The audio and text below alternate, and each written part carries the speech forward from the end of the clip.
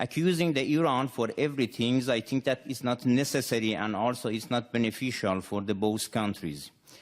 I think that when we say that the Al-Qaeda has relation with Iran is completely a joke. We do not forget, and everybody do not forget, that bin Laden is a Saudi citizen and has a strong political and economic relations with inside of the Saudi. I think that everybody does not forget that from the 19 people that committed the 11th of September, 15 people of that 19 was the Saudi citizens. So it seems that, and also now in this room, I think that many people also knows that which country or which countries has supported the Daesh for many years.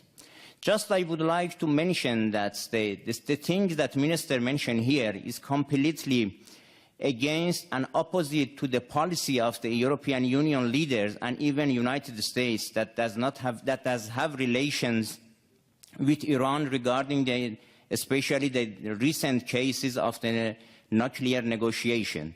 And also there's some kind of the relations that also Iran has with other regional countries shows that Iran also has some kind of the logical policy. Inviting Iran to present in the coalitions that for the things that for them solving the problem in Syria shows that Iran is a main partner for the solving the problem in the Syria. That's all. Now on the third issue, the Honorable Consul General from Iran, I didn't say anything that was not based in fact. Doesn't the Iranian constitution say export the revolution? Doesn't the constitution say take care of the Shia, the dispossessed, as you call them? Didn't Iran create Hezbollah? Didn't Iran attack more than a dozen embassies inside Iran in violation of all international laws?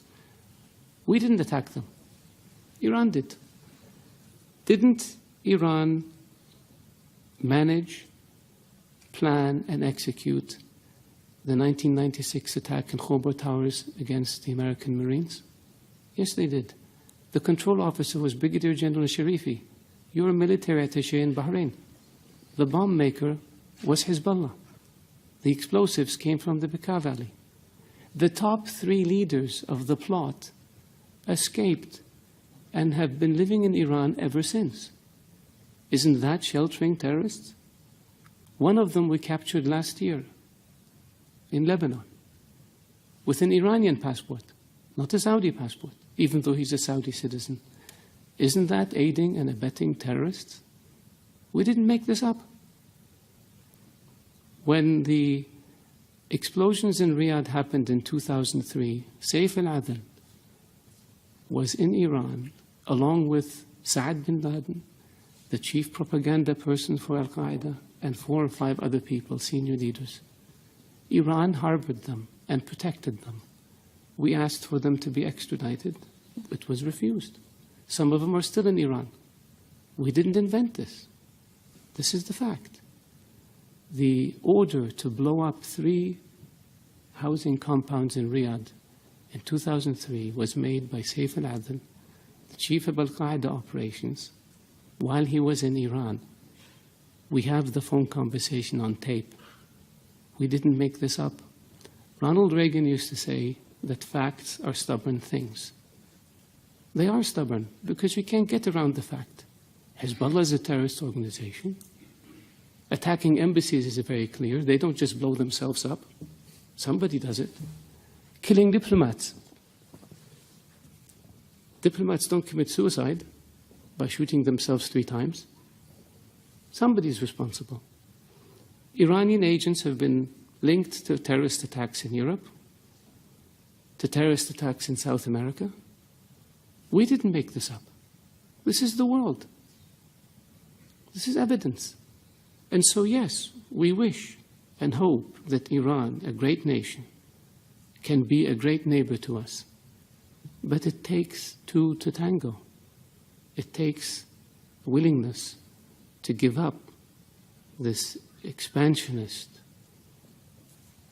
aggressive policies and return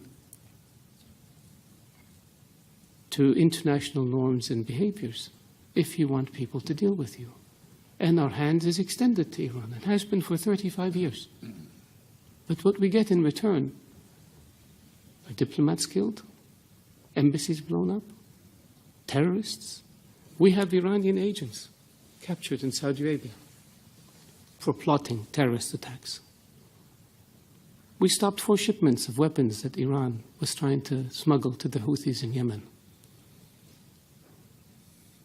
We have explosives that Iran tried to smuggle into Saudi Arabia, Bahrain, Kuwait. This is not fiction.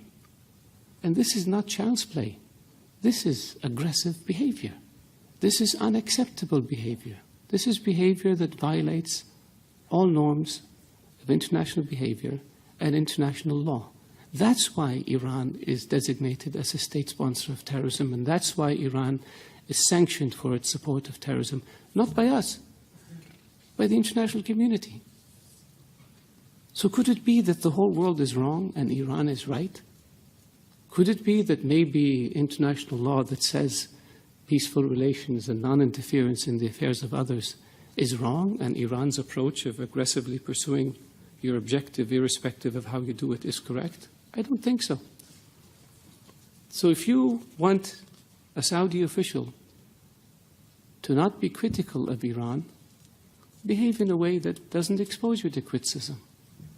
And so far, your history has been one of death and destruction, disregard for international law, and disregard for principles that have existed since the advent of nations, which is good neighborliness and non-interference in the affairs of others.